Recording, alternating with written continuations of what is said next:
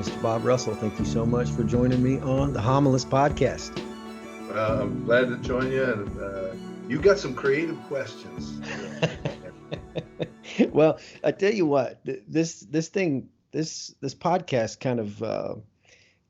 kind of erupted from probably one of my strongest and weakest characteristics, and that's just pure curiosity. That I'm just curious how guys operate, how preachers operate. I've been preaching in this church that I'm at for a little while, and I think, man, I wonder if I'm the only one who's strange. I wonder if I'm the only one with weird questions. That's one of the reasons I started retreats. When I retired, I started a monthly retreat, which I limit to 8 guys, and because I want there to be interaction. There's so many pastors conferences you can go to where you're sitting among hundreds and getting information. But I think guys need to interact with each other. Yeah. Find out that you're not by yourself. The other guys go through the same thing that you do. Yeah. Well, one of the things that I've realized from just this podcast, just sitting and talking with these guys, that so many of them have. I talked to a guy who is a preacher in a massive church, which you know him, Aaron Brockett. Sure. And I was talking with him on the phone, and one of the things that we talked about were preaching pitfalls. And he made the comment when we were on the phone that, it's amazing you can preach a sermon and you can think to yourself like, I was probably a 7. He said, but by 2:00 in the afternoon, 3:00 in the afternoon, he said the sermon just gets worse and worse and worse and worse in my mind. Right. And I think that I don't think it matters what size of church you're in. I think a lot of preachers have that same thing. And that was pretty encouraging to hear, I think 2 out of 3 times when I preached, I was a little depressed afterward. Yeah. Because it all has to do with your level of expectation. Mm. And you work hard on a sermon and you prepare it, people have needs, and it never hardly ever does it quite measure up to what you think it should be. Yeah. And I often would walk out of the pulpit saying, that wasn't very good. No, I didn't help anybody today. And I get discouraged. Some psychologist years ago tried to analyze me and suggest there was something wrong with me emotionally because I got depressed after preaching. I said, I don't think you've ever preached a sermon in your life. Because, we know that God's word has the power to meet needs that people have. And we're aware of those needs, and we want to help so much. And then when we're finished, we're not sure we accomplished what we wanted to accomplish. And that's probably because we don't have enough confidence in the Word of God to do its work. I think you're right. We probably tells us a little bit about how much we're leaning on our own strengths. I think that's right. Yeah, I think you're onto something with that. Hey, let me open this up with one of my favorite questions to talk to guys about, because it just always gets a great response. What is one of the passages of Scripture that really makes you laugh, that really just gets you in stitches a little bit? Well, let me give one in the Old Testament and one in the New Testament. Okay. I laugh when I read that passage about Jacob in the Old Testament being pawned off to have to marry Leah, and he doesn't know about it. And then the next morning, there's a passage in the NIV that says he woke up and there was Leah. And I think that's kind of funny to me. I don't think it was very funny to Jacob, right? But the way the Bible puts it is funny. But the one in the New Testament that I didn't see for a long time was when the angel Gabriel appears to Zechariah in the temple and announces that in his old age, he's going to give birth to a son who's going to be John the Baptist. And Zechariah is overwhelmed that this angel has appeared to him. He knows it's an angel. He's terrified. And then the angel said, you're going to have a son. You and your wife in your old age are going to have a baby, and here's what the baby's going to do. And then Zechariah responds by saying, how can I know that this is true? And usually we read it that the angel said, I am Gabriel. And I think what he's saying is, hey, I'm Gabriel. I'm an angel here. What more proof? What more proof do you need? Yeah. Why would you not believe when an angel appears to you? And he says, I'm Gabriel. and that's funny to me. Yeah. Then he goes on and says, okay, there is going to be another sign. If having an angel isn't enough, you're going to not be able to speak here You're till the baby's right. born. Yeah. Well, it's very similar to that passage in at the end of John in John 20, where Mary Magdalene is standing at the tomb, and the angel says, "Woman, why are you crying?" She's like, they took the Lord. I don't know what they did with it. Like there was nothing about the angels that captured her. Like she just wanders off. Like and the angels are looking at the tomb, and I think in my mind, like they look at each other like, oh, she didn't even notice us. You know, she Don't this. you love, however, when you see humor in the Bible? Oh man, yeah. I was preaching an expository sermon from 2 Peter 3, where Simon Peter says, now the Apostle Paul, in all of his wisdom, writes some things that are difficult to understand. I said, you know what? I agree with Peter. If, Right. if I meet Paul in heaven someday, I said, Paul, do you have a little time to talk to me? Right. You wrote some things. I have some. When you wrote in 1 Corinthians 15 about baptism for the dead, would you explain that to me? Or how about that passage when you said in 1 Corinthians 14 that women are to keep silent in the church? Did you have any idea how much of a hassle that was going to create? or what about Ephesians 1 when you said we're God's elect and we're predestined? Would you explain the Right. difference between predestination and foreknowledge? I preached about that for 50 years, but frankly, I didn't know what I was talking about. Would you explain that to me? Yeah. I love when we can see humor in the Bible. Yeah, yeah. It's kind of like I don't think you have any idea how much trouble you caused us with some of this stuff. You could have explained this just a Right. little clearer, you know. Yeah, that's true. That's true. But I think it's like several preachers, you know preachers from around and you get to know them and you talk to them and then somebody comes and they say something to you about, well, oh, so and so is a preacher. And you're like, yeah, yeah, yeah, yeah, I know him. You're like, yeah, well, I mean, he's he's kind of an intellectual. You kind of got to hang on tight when or you talk about another guy, maybe just a little watered down, or and then Peter's in that place, and he's like, "Listen, the Apostle Paul wrote that, but he writes a lot of stuff that's hard to understand." I don't, That's funny, you know, that's why some people don't go to that church because you know people like it over here. Our music's not as good, but you know.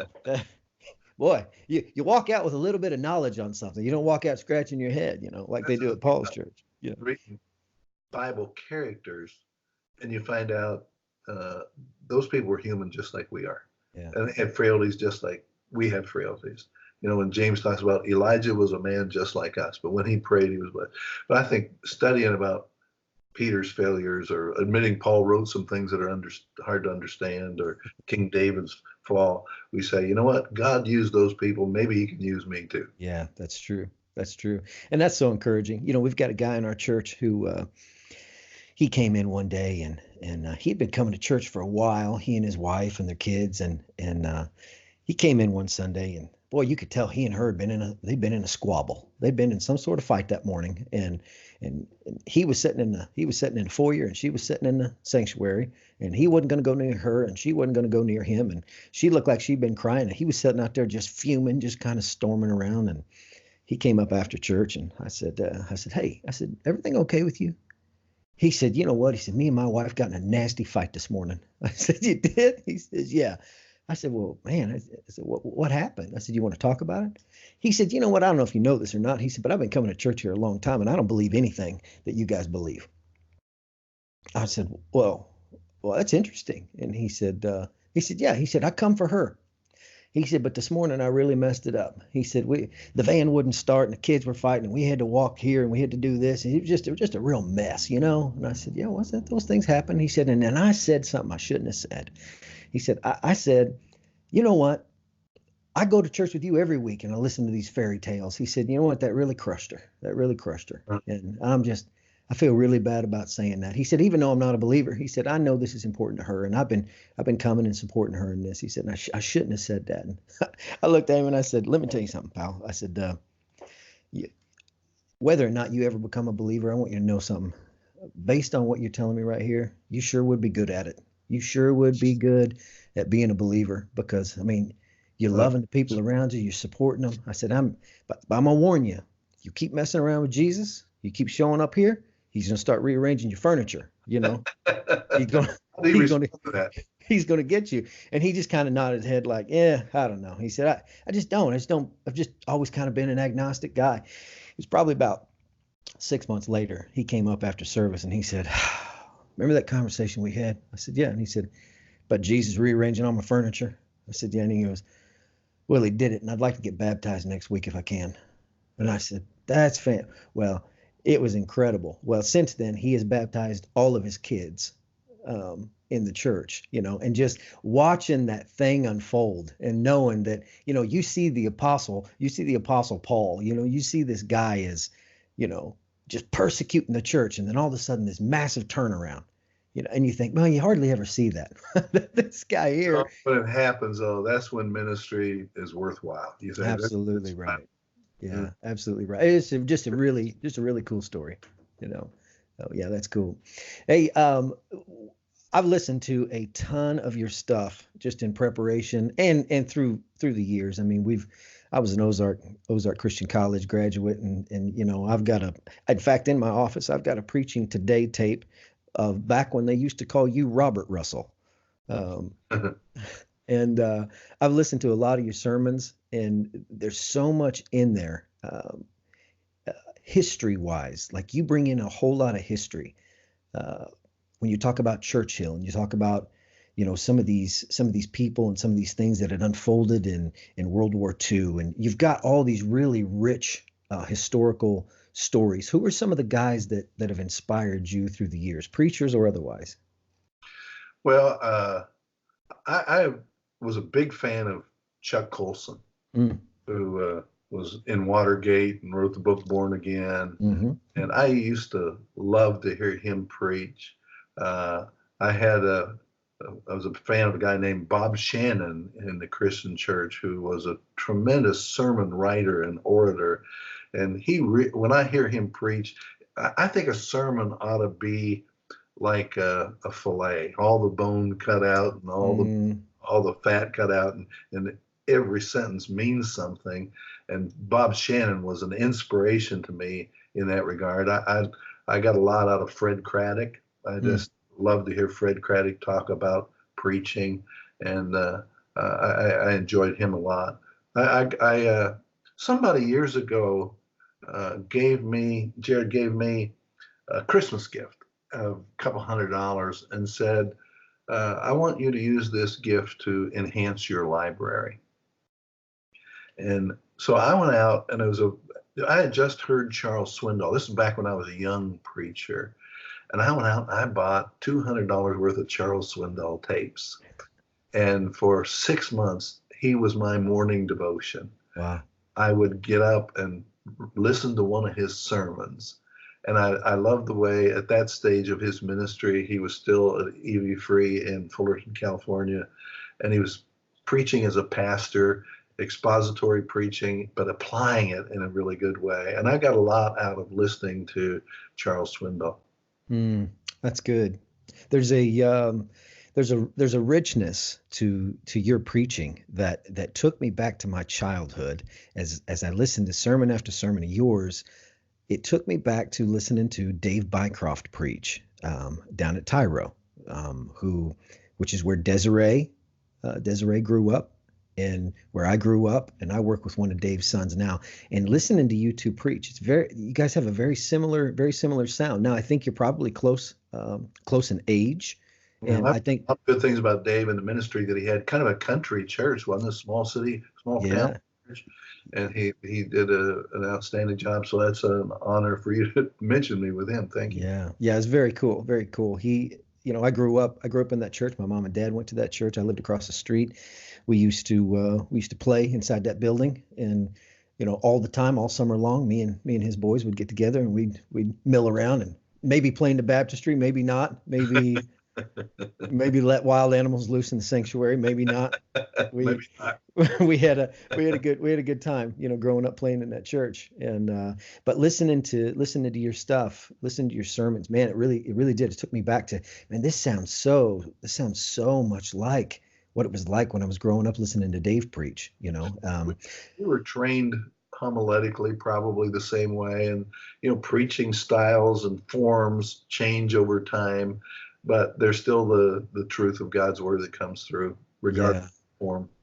Yeah. Well, it sure has been a really cool week for me to be able to sit and listen to that many things. I pulled out my phone and I sent David a text message, and I said, "Hey, I'm listening to Bob Russell," and I said, "Golly, it just reminds me so much of, growing up hearing all this and, hearing the way you preached." And he came back with, "Wow, man, I'm honored. I appreciate it. That's amazing.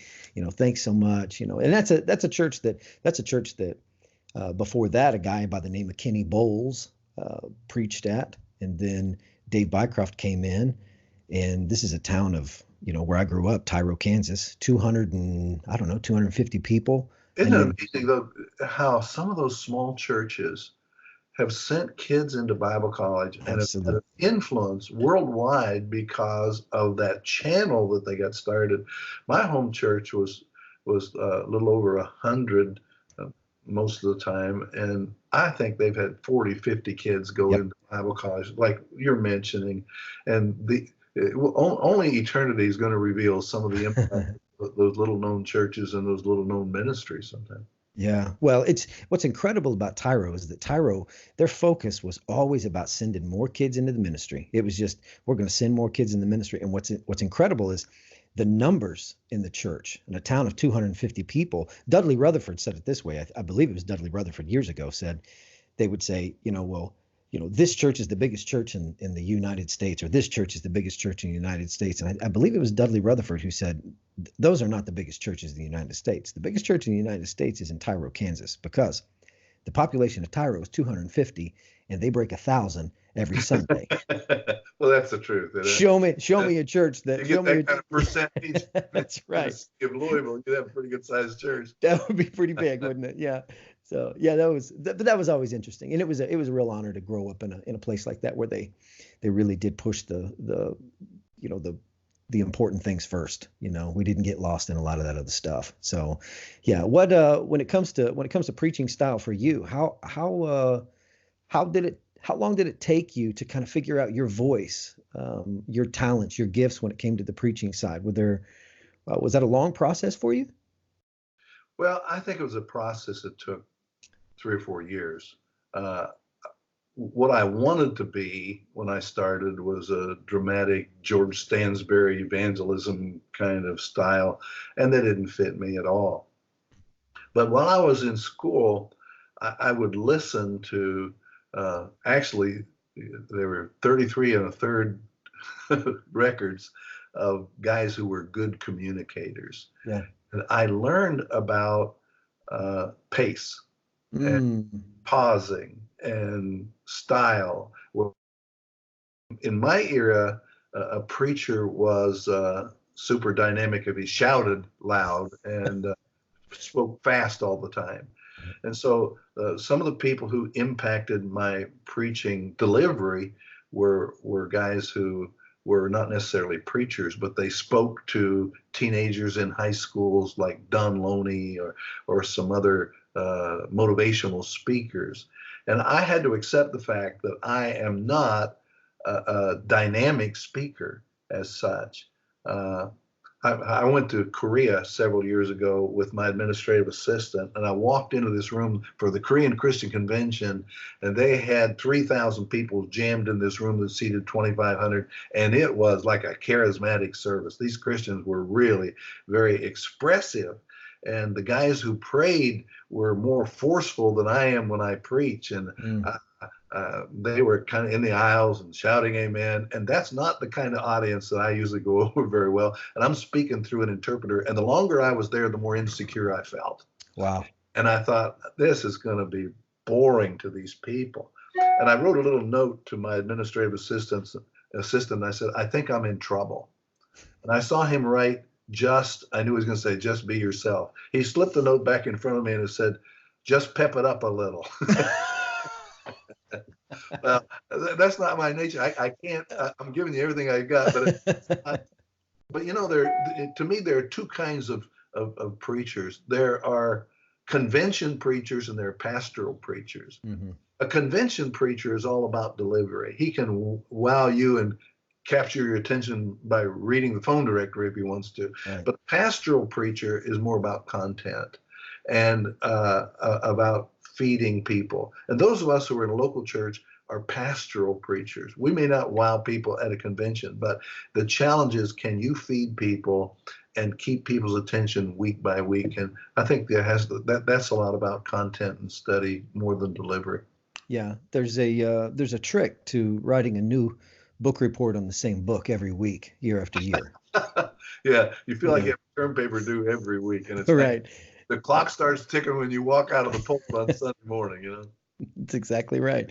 And then, good gosh, oh man, these days go by so fast. Like You Sunday just know what, keeps. people, I don't have anything to say next week, so if I were you, I wouldn't come back. But you're scrambling every week to try to keep ahead. That's right. Yeah, it's a tricky thing. When it comes to your sermons, preaching, are there ever moments to where you need to get this sermon in front of somebody else before you preach it? I think that's a great question. My son Rusty preaches in Port Charlotte, Florida, and he is blessed with a wonderful wife. And one of her gifts is he preaches his sermon to her at noon every Thursday. Hmm. She's very perceptive and will say this is good, and they have a good enough relationship that she's able to be honest. Now, 2 or 3 times he told me that she said, you know what, you need to go back to the drawing board, start all over again. He filed for divorce a couple of weeks ago. That's not true, but it's really valuable to be able to either verbalize it or to have somebody look at your manuscript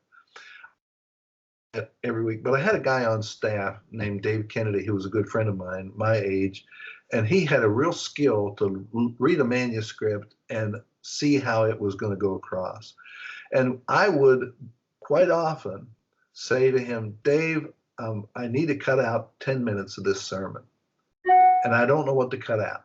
Would you read it over and give me suggestions? And he would read it over and come back with some brutal suggestions sometimes, saying, I'd cut out this whole section. Here's why. I'd rewrite this section. And if I took it to him, when he brought back to me, I did what he said. Huh. Because I was frustrated not knowing what to do. Yeah. And if I got that frustrated, I knew I could take it to Dave, and I made up my mind when he brought it back to me, I was going to listen to him and not look back. I would sometimes run something by my wife. Judy is not necessarily great at overall evaluating of a sermon, but if I had 2 illustrations or 2 methods of introducing a sermon, if I would verbalize to her, which of these 2 do you think is best, she would have an opinion. And if I went that far that I came to her and asked her about it, I would again take her counsel. Yeah. Yeah. That's a tricky thing sometimes. I mean, and preachers tend to get a little territorial about that kind of stuff. A lot of them want to kind of hold on to that thing. I don't want to put it in front of another preacher. I don't want him to judge me. I don't want, But another thing that helped me is for the last 20 years of my ministry, I had a sermon study group. And we would meet on Thursday, and I would have kind of a very rough manuscript of what I was going to say. And I would verbalize some of that to them, and to see the reaction or to hear, boy, that's really good, I want to write that down, or to see it just go over their head was helpful to me to be in that group. Yeah. I spoke with Dave Erickson, who's out at Academy Christian Church in Colorado Springs, Colorado. Fantastic preacher. If you've never heard him preach, if you can find something by Dave Erickson and listen to him. Just a wonderful storyteller. Just a wonderful, just real smooth storyteller. And he and I were talking, and he said that he had been studying when he was doing primarily preaching ministry all the time. He met with guys, and I want to say he said for like 20 years straight, every week, he met with other preachers in town and talked about preaching. And that inspired me, and I got a hold of a guy, and he and I meet every Tuesday and talk about preaching and talk about life and talk about just to kind of get some of that out in the open. I mean, immediately my perspective just broadened, as I would say. I want to talk about John 20, and he would say, "Oh, are you coming from this angle?" I'm like, I am now. I am now. But it really does help, because guys are reading different things, or they're seeing different movies, or they've been taught a different angle of this passage of scripture, and it really is helpful. I went every summer with a guy in our church to a professional golf tournament. He played on the PGA Tour. And I could not get over how hard the very best golfers in the world worked to improve their score. Mm. And they don't show up 10 minutes before the tee time. They're out there an hour and a half before, 45 minutes afterward, tweaking little things, because they know that if they can shave one stroke off their score, it means the difference of thousands of dollars. And what we're doing is so much more important than that. But these are the best golfers in the world. And no matter how good you are as a preacher, you should never get to a place where you're satisfied. They're always saying, how can I improve? What can I do? Does this help me if I talk it over with some people? And sometimes we have to swallow our pride and say, you know, I don't have all the answers here. Maybe somebody else has some. Hardly ever would I come away from this sermon study group without one or two quotes or one or two ideas that would enhance the message. Brilliant. Yeah, man. And that's hard, you know, and especially I think in your youth. And I don't know that, you know, there's this we highlight these young preachers. I was thinking about this last week. We highlight these young preachers all the time, and we put all their stuff on social media. We put all their stuff on YouTube, and these running highlight reels of these really great quotes from these, you know, dynamic, young, you know, powerful, excitable preachers. And you think, golly, like, man, that is so good. And I think what happens for a lot of preachers, especially younger preachers, maybe even older preachers, I think they look out into the landscape of all that and they think, man, I'm just not very good because these guys are walking highlight reels, you know, and being able to sit down and talk through that stuff and kind of forget about the sideline stuff, you know, and really focus on, okay, so how can I get better? One of the joys of this podcast for me is, with every guy that I interview, I try to take something from his style and try to work it into what I'm doing the following week in the church, just to see if maybe there's something else in there. Like, I kind of think I have a pretty good understanding of how I should do things, you know, how I should preach. But I wonder if I could do that. Thing appeals to me. I wonder if I can do what he does. I'm gonna try that. There's weeks it does not work at all, and then I'm going back to my manuscript, and I'm reading, you know? But you know, you're trying to get better. I think we ought to say, I want to be a better preacher when I'm 50 than I was at 40, or 60 than I was at 50. But you know, again, I'm going to come back to the golf analogy. It's really helpful to me to go out and watch these professional golfers, because the guys we see on TV on Sunday are the guys who are playing at their best. And we think, man, those guys are fantastic. You go to an everyday golf match and watch one guy around, you find out they make a lot of mistakes. And it kind of reassures you about your own game. I'm not that good, but they're not perfect. And I think in preaching, we see these highlight reels, and we think, I can't measure up to that, man. These guys are fantastic. But if you listen to somebody week after week and you're exposed even to the best, you find out they bomb out sometimes, or they botch up the King's English sometimes, or they lose their place sometimes, just like I do. Yeah, that's true. Hey, talking about wives, what you're talking about with Rusty and his wife, my wife, Kate, that's a pretty regular thing for me. I'll take my sermon and put it in front of her. Hey, can I read this to you? And she's got a much better filter. You know, I'm a pretty imaginative guy. She's a second grade teacher. So she's, you know, let's straighten this out, get your outline straight, you know, put this makes more sense. I mean, she's really good at that. And that's such a helpful thing. On the topic of family life, wives, conversations like that, the overlap between, you know, ministry and the home, and because that can get kind of complicated. And you're kind of a sage voice when it comes to leading a church, having a family, and that kind of thing. How do we maneuver and navigate through some of the family breakdowns that sometimes happen? And when I say breakdown, I don't mean huge, but some of the things that kind of fall out of balance a little bit as we're trying to lead a church, because I think so many of us kind of worry about that a little bit. Yeah, I think we have to be realistic there too, and say, you know what, if I'm going to only preach when everything is perfect at home, there are going to be a lot of Sundays I'm going to say, folks, let's just sing some more songs. Right. Because everybody has problems. No marriage is perfect, and you have problem with your kids. Then you have problem with your grandkids. My wife and I decided a couple of weeks ago we're not having any more kids because kids and grandkids bring problems. But it is not phony to get into the pulpit and say, folks, this is the day the Lord has made. Let's rejoice and be glad in it. We've got a word from God today. Uh, if once in a while, I think you can go in the pulpit and say, folks, I've really had a tough week, and I want you to pray for me because I'm not feeling like preaching today, but not very often. Right. Your congregation may rally to your cause once or twice, but for the most part, you better get up there with a spirit of joy. Now, I'll talk to preachers and say, well, that's hypocritical. No, that's obedience. Yeah. Jesus said, when you're fasting, don't let the world know that you're fasting. Wash your face, comb your hair, put on a cheerful countenance, and your heavenly Father who sees what is done in secret will reward you. Mm. There are going to be times when you get up and you got a heavy heart because your teenage kids are rebellion, or you and your wife have had a spat on the way to church and you feel like a phony getting up there.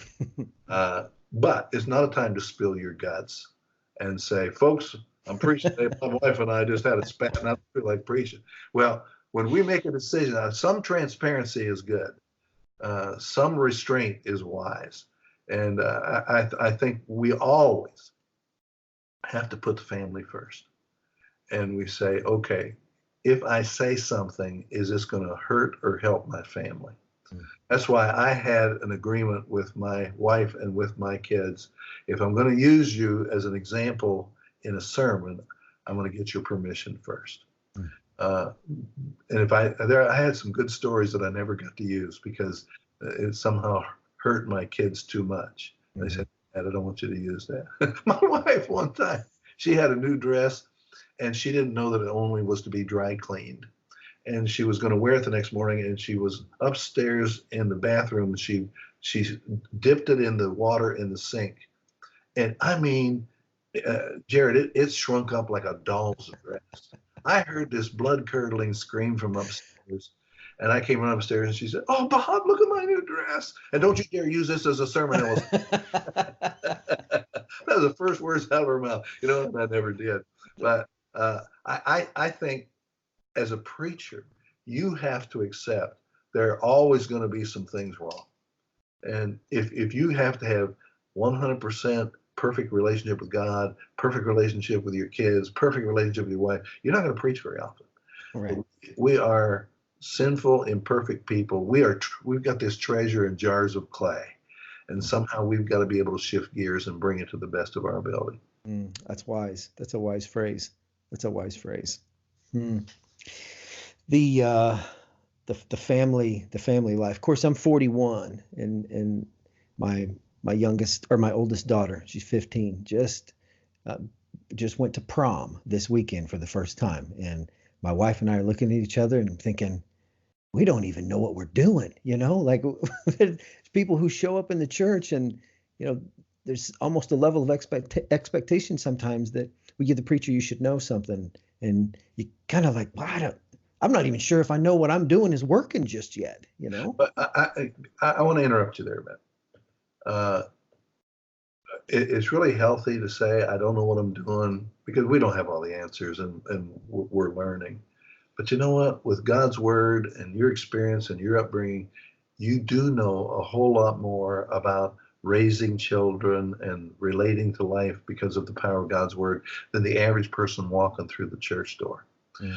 And I get a little upset with guys who just have the me too attitude. You're a sinner, me too. You have trouble, me too. Well, that's true. But you know what? If I go to a golf coach and I say, I've got this slice, I cannot correct it. He says, me too. I want something a little more than that. I want Agreed. to say, I struggle with that for a while, but I've learned to correct it. And sometimes it'll slip back, but let me tell you some things that'll help you.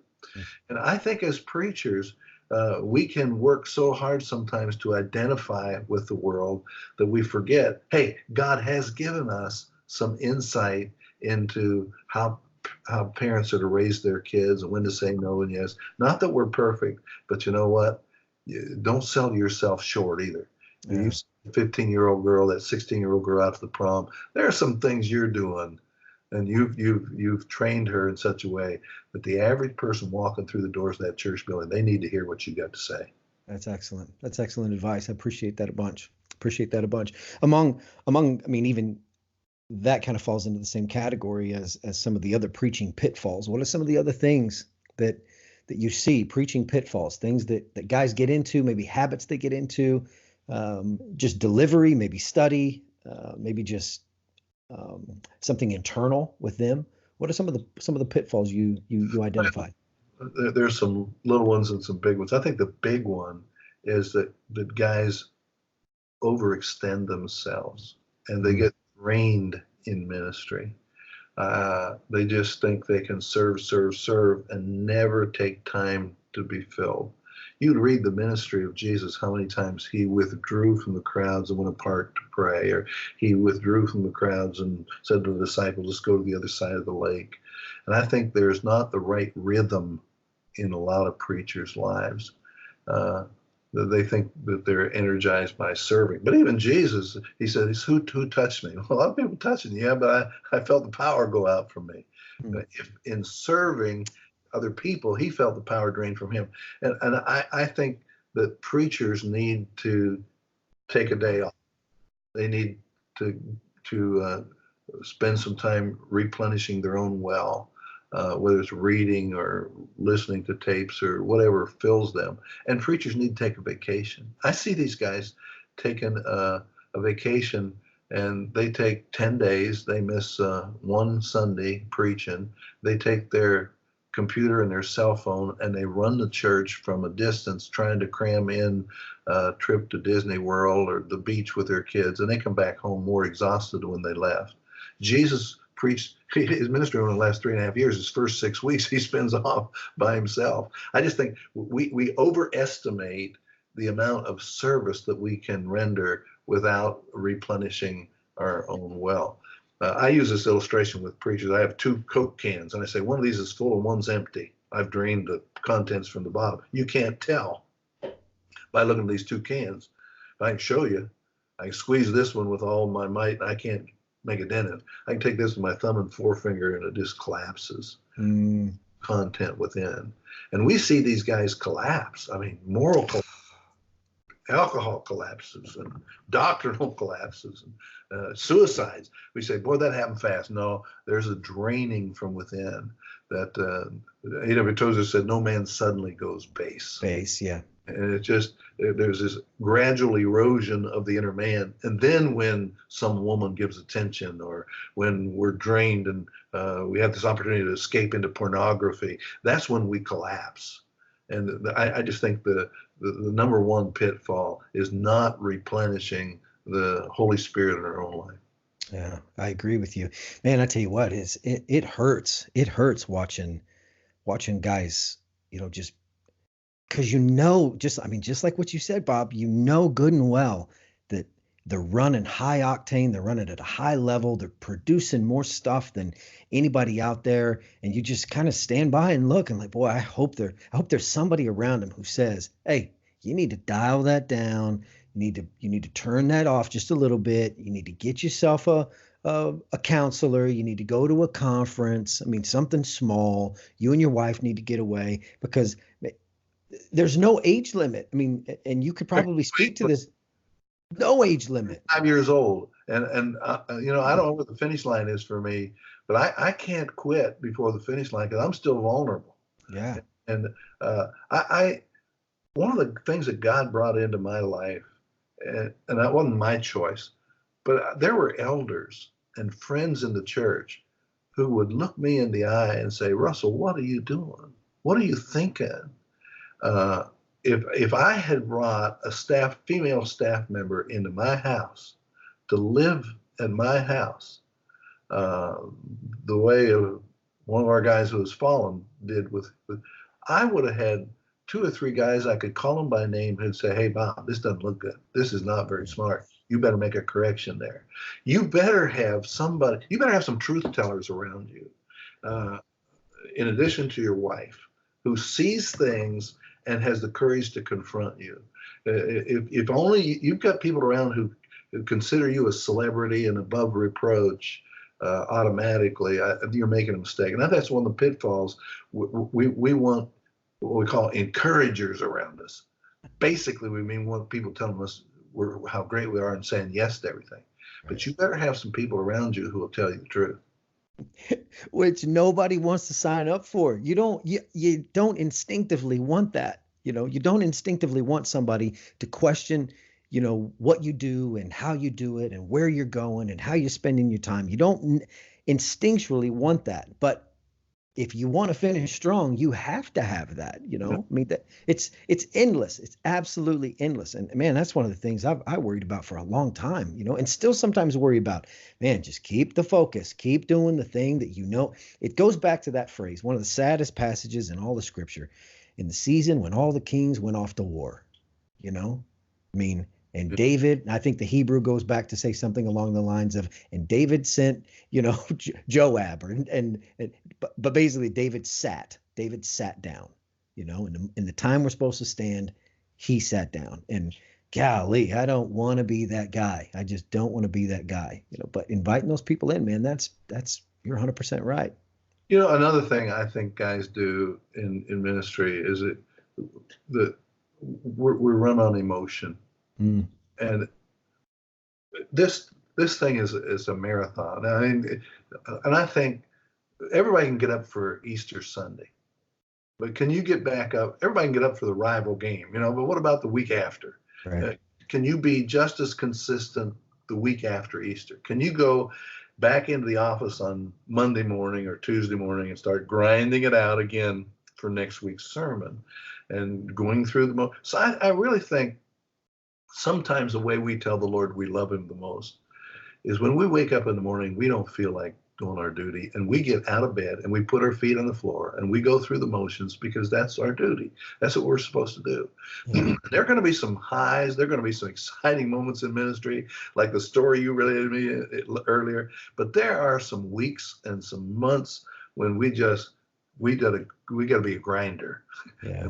We grind it out. I heard Rick actually say one time that a preacher is better off hitting 4 straight singles than hitting 1 home run and striking out 3 times afterward.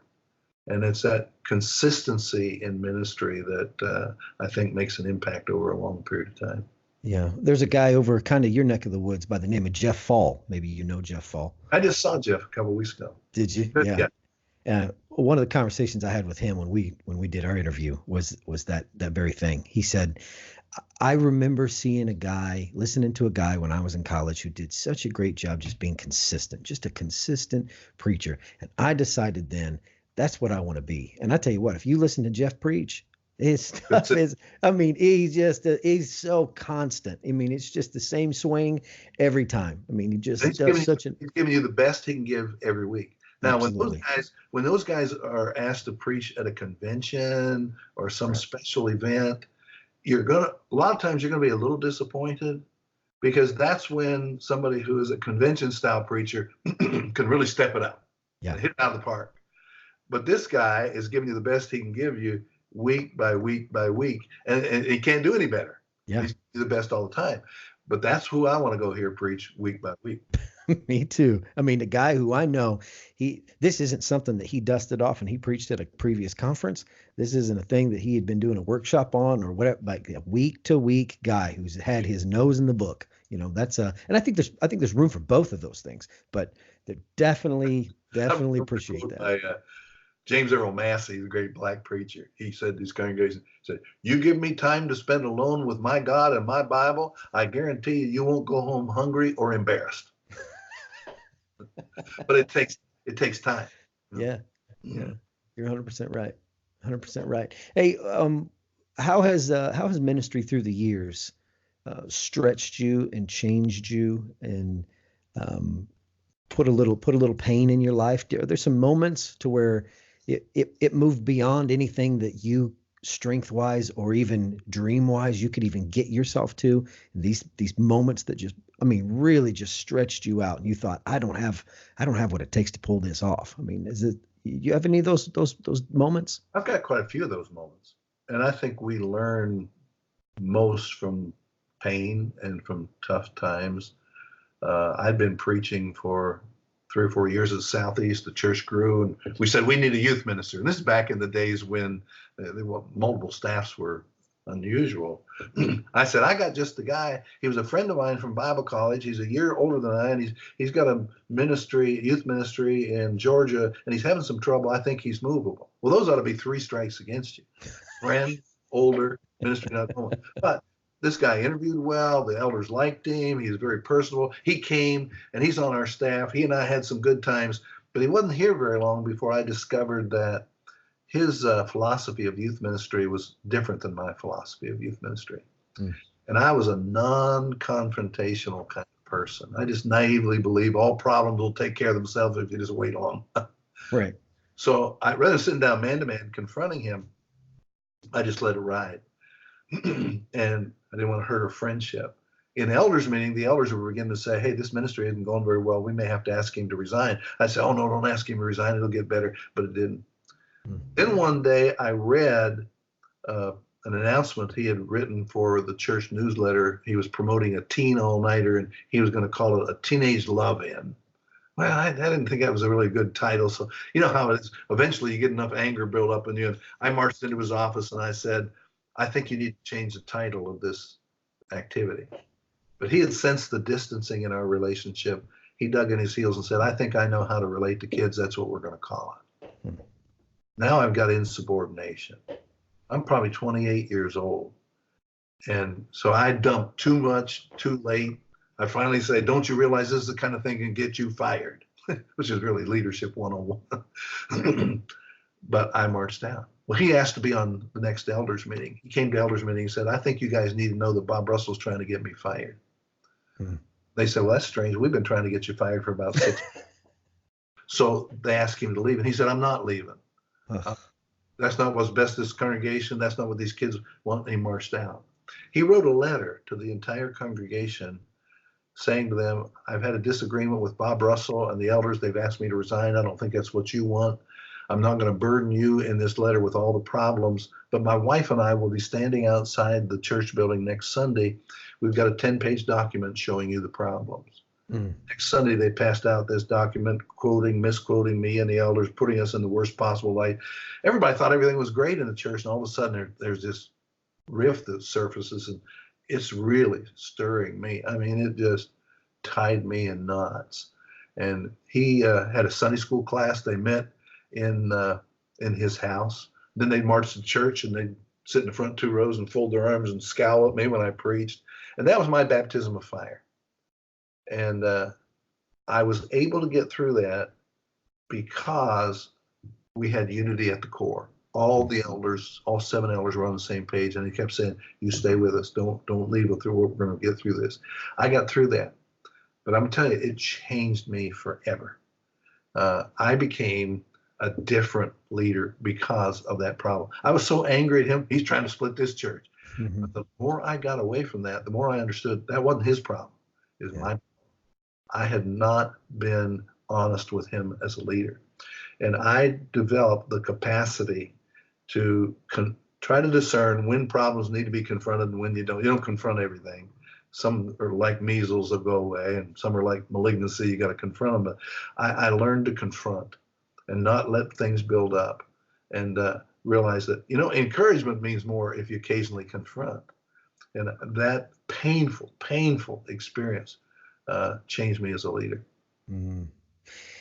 Man, those moments are heavy, and they really mash you to pieces sometimes, Ministry stuff.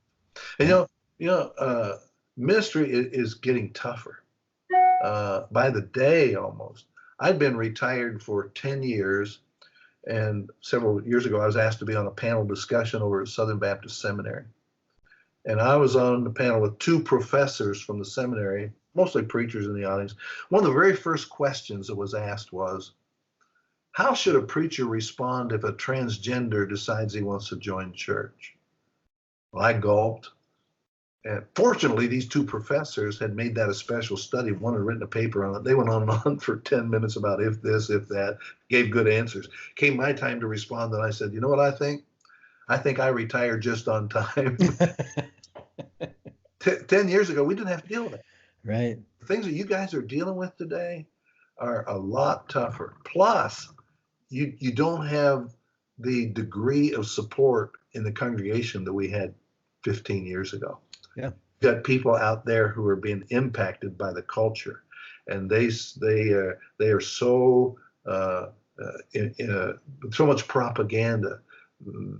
They're so enamored with what's going on, and buzzwords go up, and all of a sudden you're a homophobe or you're a misogynist because they've heard those words and heard the long. Those are people sitting in the pew who are nominal Christians who don't get it. So I just think it's really tough and getting tougher for the preacher. Yeah. Yeah, I agree.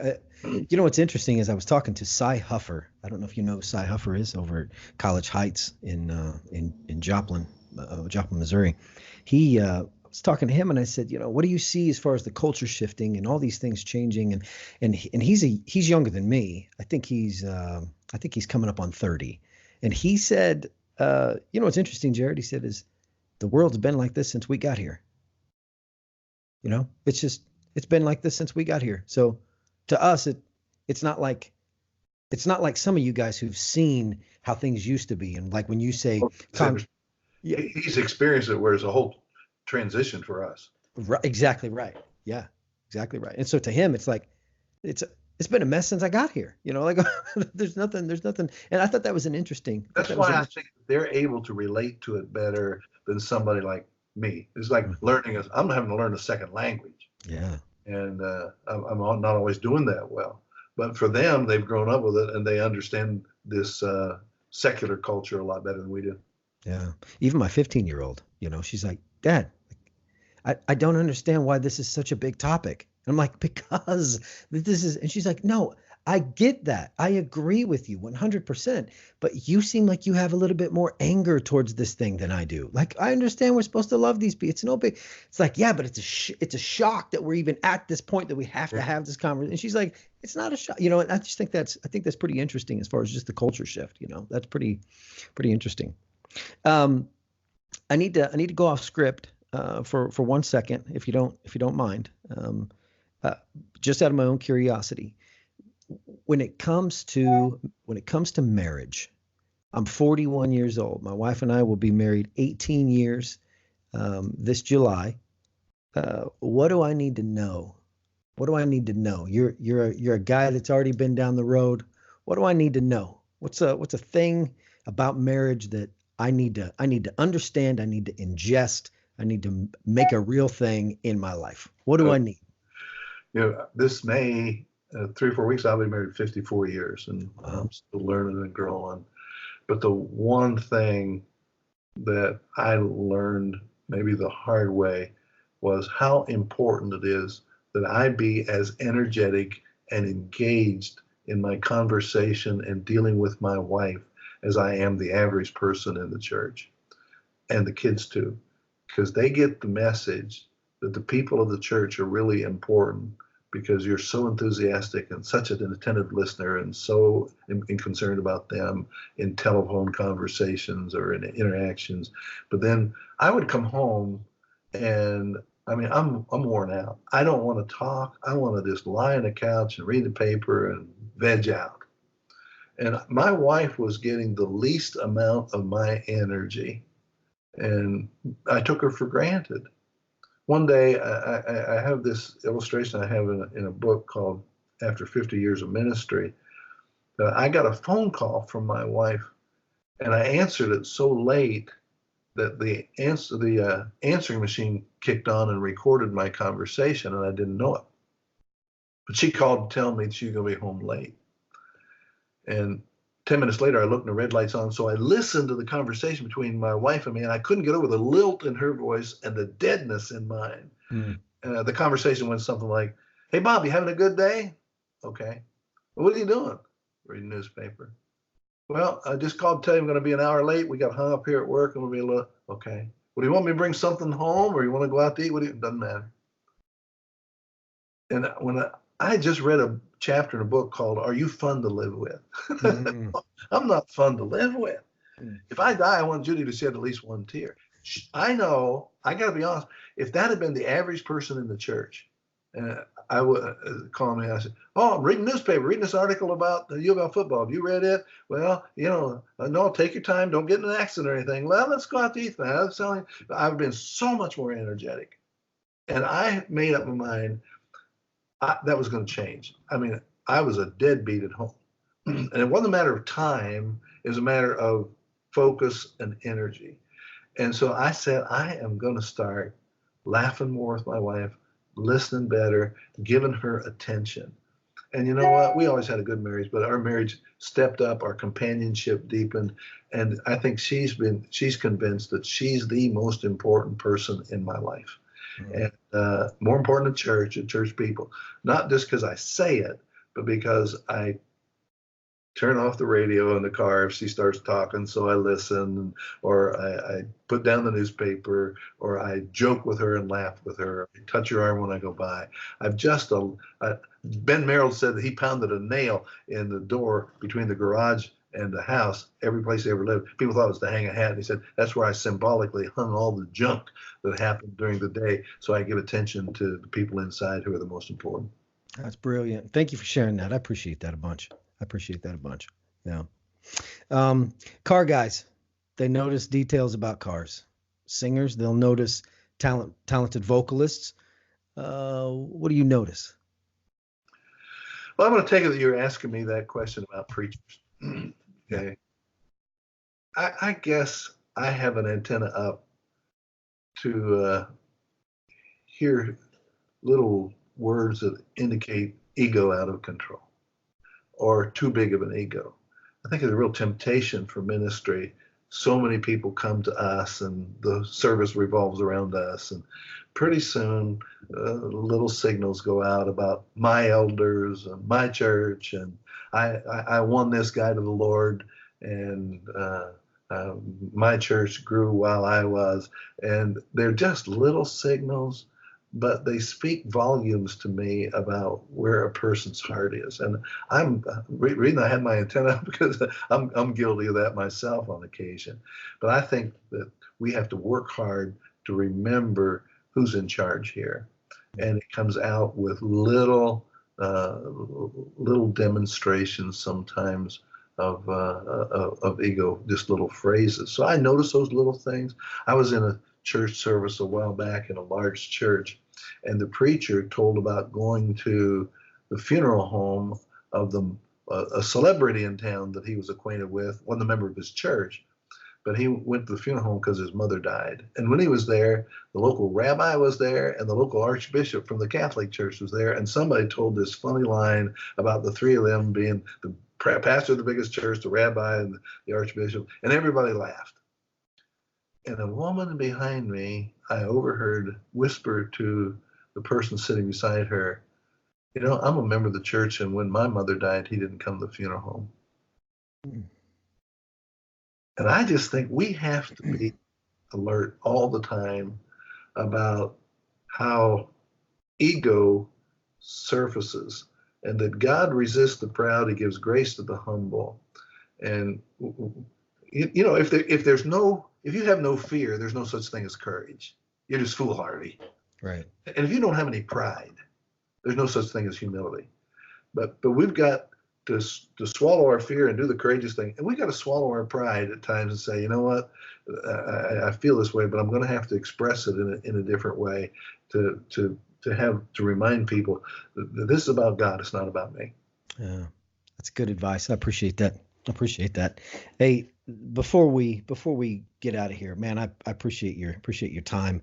I want to tell you a couple of things that I hear in your preaching that stirs me and moves me. If I can throw some encouragement your direction, as I sit and I listen to your sermons and I listen to the way you tell a story, the line you said earlier when you said the way we were kind of taught homiletically, and the way you believe that every line should mean something in a sermon. I know I use way too many words to get my idea across because for whatever reason, that's a thing you do so well. Like the phrases that you work on, that you put forward, they're always landing in an impactful way. You could pull each one of them out and you could set it on its own and it would be a true statement. And I appreciate that. And that's not a my mind is a little rattled sometimes. I've got way too much going on upstairs. And when I hear that, it convicts me on the side of, spend a little more time honing in on the craft, on forming these sentences, on not letting so much of this stuff just be a descriptor to a descriptor to a descriptor to a descriptor. It's kind of like, so I really appreciate that. That's one of the reasons I don't preach without notes. Mm. I write out the manuscript, and I'm probably sometimes too tied to that, but I do believe every sentence ought to mean something. A lot of times a sermon is more made more by what you leave out than what you put in. Mm. And I think if we finish writing a sermon a day in advance, we spend the last day editing and cutting out repeat phrases or exaggerated words or unnecessary detail. I know in a story, so many times I want to tell a little side note to this story, but it's not necessary for the people sitting in the pew. And I can save myself 15 seconds or 30 seconds by just cutting something out. Incredible. Hey, last question for you, and then I'll let you get back to your day. And by the way, make sure you let Judy know. I appreciate her connecting us up on Skype. I appreciate that a bunch. What encouragement can you offer to other preachers who can find themselves in a stale state, stagnant, overwhelmed, worn out? What kind of encouragement can you offer them? I'm sure you've been there from time to time. What do they need to hear? Yes, everybody gets there. I mean, the ministry is not one ecstatic moment after another. It sometimes, as I mentioned earlier, you got to grind it out and you got to do your duty. But know how you're wired. And all of us have some things that we do that rejuvenate us. When I got stagnant in ministry, I would say, I need to go talk with a non-Christian who is hungry. Yeah. And when I start teaching the Bible and I see somebody getting it, and all of a sudden they say, okay, I'm ready. Then all of a sudden I'm picked back up because this is how I'm wired. And this is why I came here. This is why I'm in ministry, to see somebody. And you need to know how you're wired and go back to basics and go back to doing something that rejuvenates you. But don't get disturbed if you're not on cloud nine all the time. I read an article years ago that stayed with me called Facts, Faith, and Feeling. That there are facts that we believe, we respond by faith, and the feeling comes as a result. If we try to reverse it and feeling comes first, I'm not going to do anything till I feel it, you're going to bum out a lot. It better be, hey, I believe these things to be true. Therefore, I'm going to respond by faith regardless of how I feel. And then the end result is I feel better. When God told Abraham to take his only son and sacrifice him on, go up the mountain, he didn't feel like doing it. Right. He responded by faith. And when God intervened, when Abraham and Isaac came back down that mountain, he's feeling pretty good. Yeah. It wasn't sitting at the base of the mountain facing it in the future. Yeah, you're right. What's the phrase? What's the phrase from the psychologist Rogers? I need to, if I wake up and I act like I want to feel, something along those lines. If I act like, if you act the way you wish you felt, you'll eventually feel the way you act.